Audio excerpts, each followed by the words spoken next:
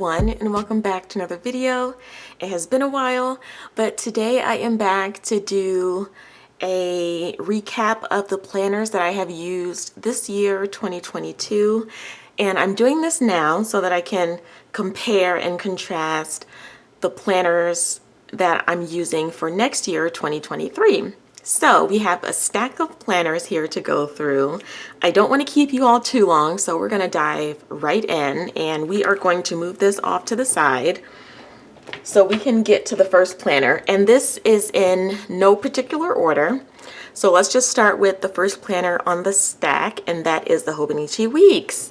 So I have the 2022 pink Hobonichi Weeks. It's in this clear cover, which is why there's a glare on it, but I don't decorate the front pages. I don't use these front pages. I'm not going to do a full flip through. This is just going to be a quick recap of how I use the planner this year. So I decorate the monthlies, but I don't write anything or use the monthly calendars, so it's purely just for decoration. And I started using this planner January 2022, but then I stopped using it around August. Yeah, July was the last monthly that I did. And then I decorated the weeklies. Basically, I put a weekly to-do list on the right-hand side, and I plug those items into the days that I want to do them. And I was using this Hobonichi Weeks as an everyday carry. So it's a planner that I could throw in my bag and have with me on the go so that I could have my to-do list with me when I'm out running errands or things like that. So I'm going to flip to where I ended, which was in the summer. There's a couple weeks that I skipped, and then I decorated the beginning of August. This was the last spread that I decorated, the middle of August. And I stopped using the Hobonichi Weeks because I had just graduated from college and I started working immediately. And so I didn't need a to-do list on the go because the only place I was going to was work. So I would do my morning routine, go to work, come home, and that's basically all I did. So I didn't really need an on-the-go planner.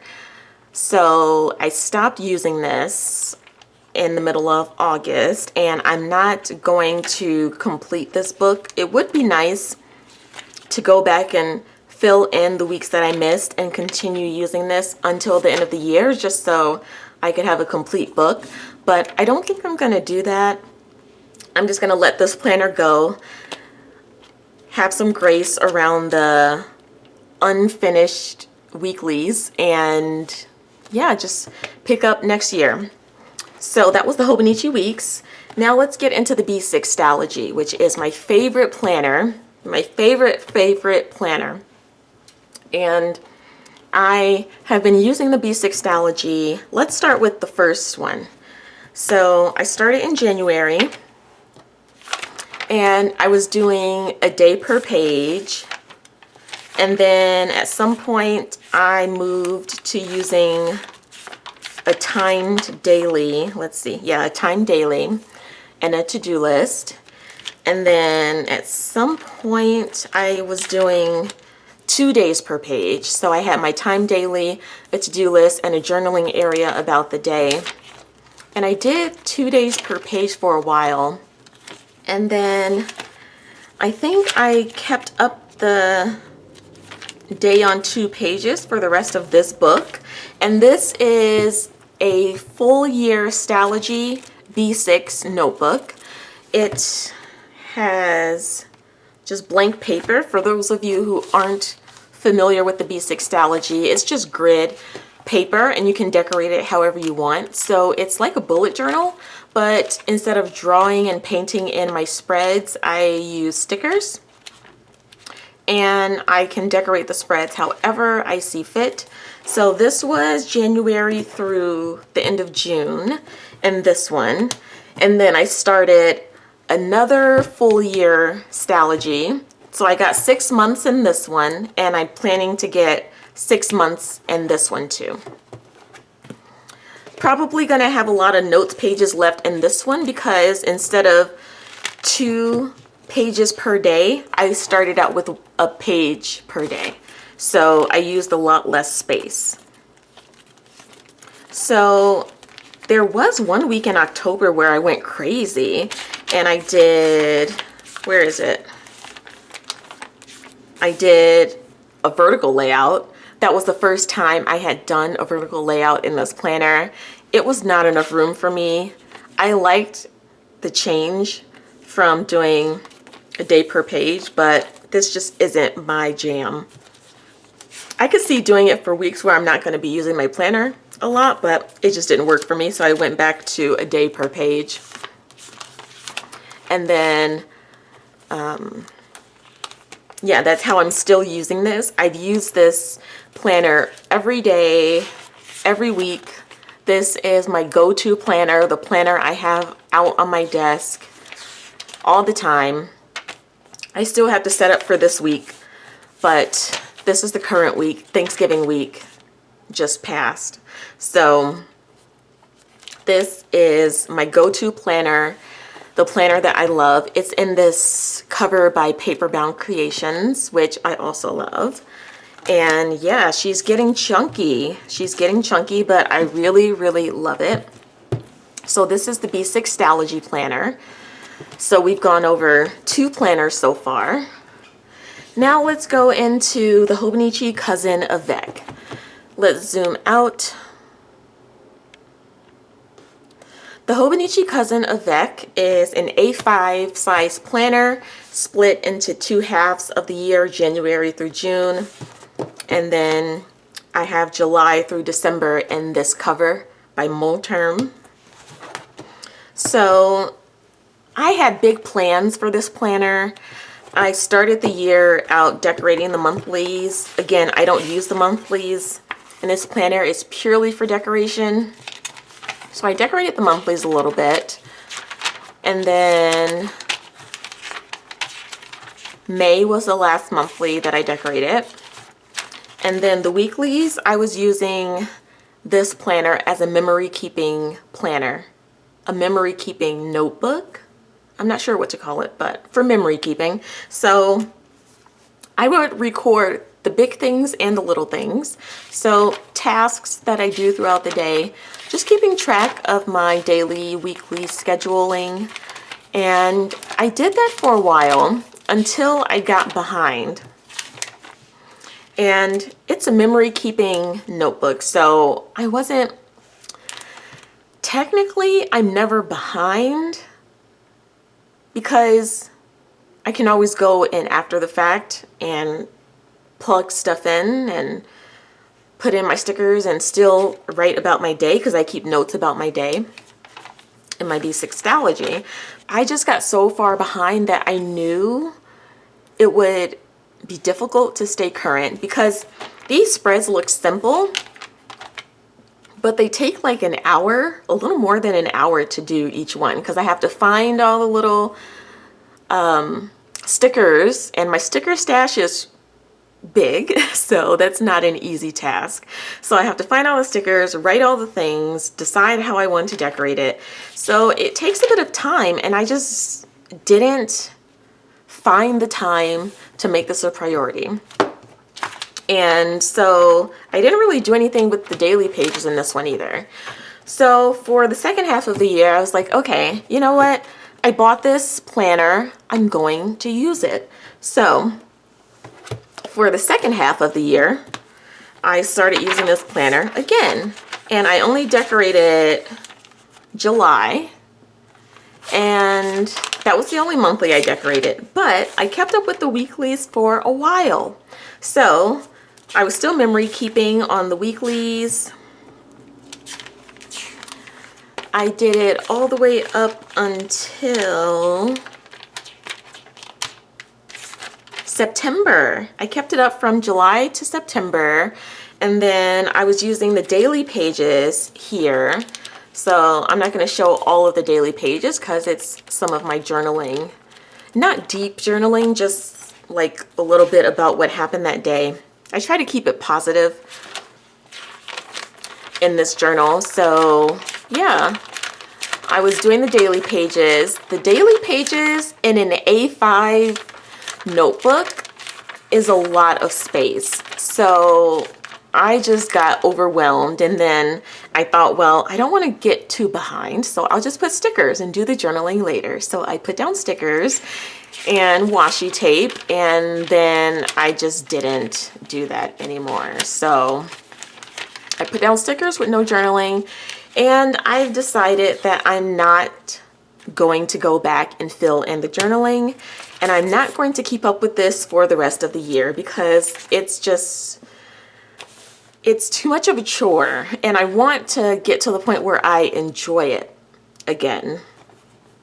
So I am not going to complete this book again, which is sad. I have feelings about that because I really wanted to give the second half of the year a good try in this one. So I'm not going to finish this Hobonichi cousin Avec for 2022. So let's go to the next one. The next one is another planner that I started using at the beginning of the year and have since stopped using. This is the Erin Condren Daily Duo. And what size is this? The 7x9, I believe. It doesn't say the size on it, but it's the 7x9, I believe, size.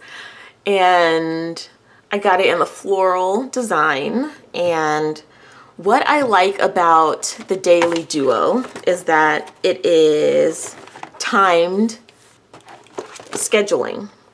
I was able to write in my tasks and know what I had time for, what I didn't have time for. This was great when I was in school so that I could schedule my studying and my homework around my classes, because a lot of times I would say, well, I just don't have time to study all that much. I don't have time for this. I don't have time for that. But when I write it down and estimate how much time it'll take me, and I overestimate how much time it'll take me, I realized that I had more time in the day than I thought. I was just wasting a lot of time throughout the day. So I started out in this, I think I started in January. Yeah, I started in January, and I started decorating the pages with a little bit of washi tape and just writing in my schedule. And then I stopped using the washi tape and was just using highlighter. And then I just stopped using it for a while. I don't remember why. And then let's see, I picked it back up again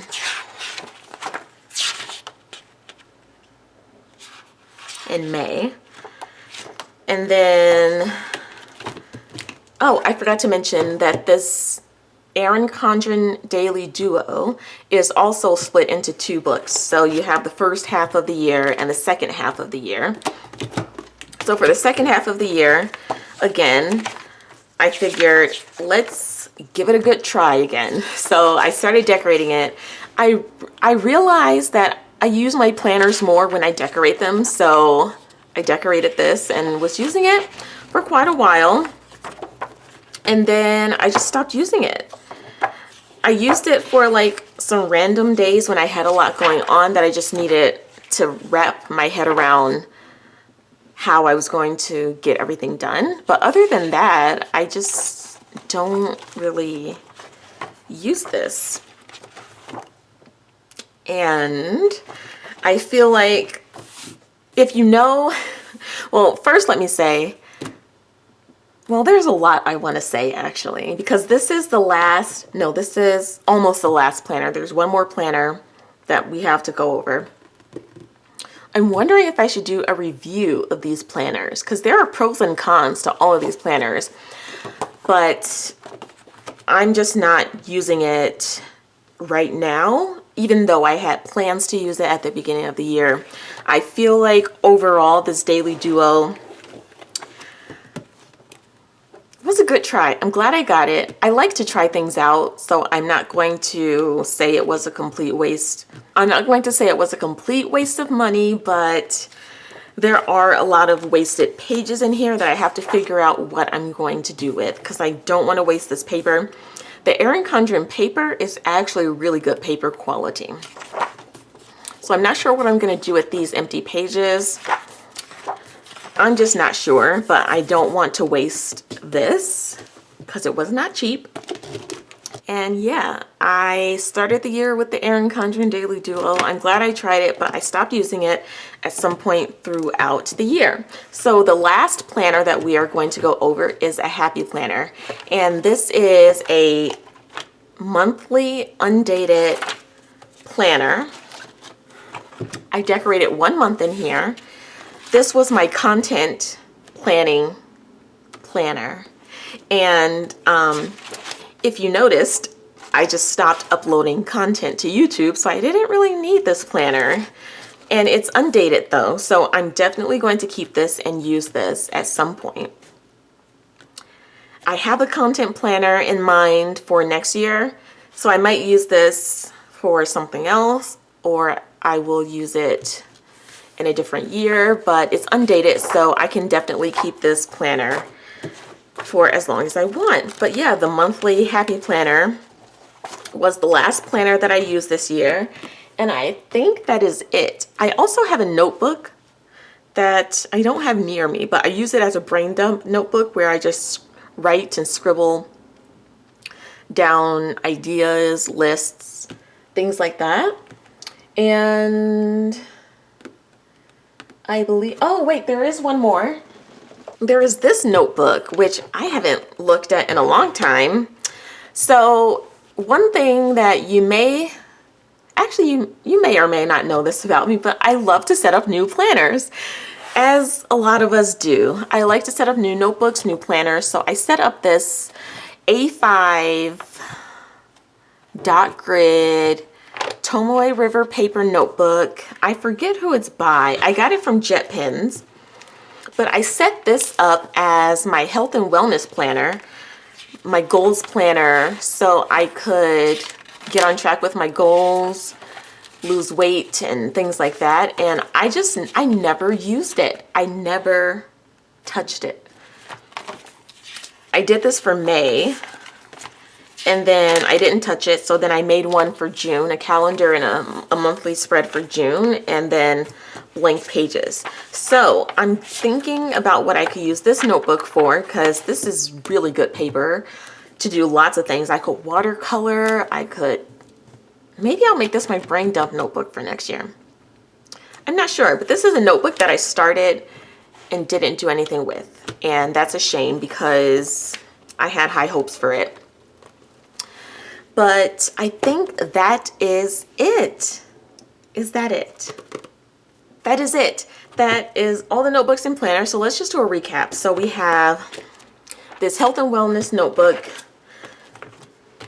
classic sized monthly happy planner, the Erin Condren Daily Duo, the Hobonichi cousin Avec,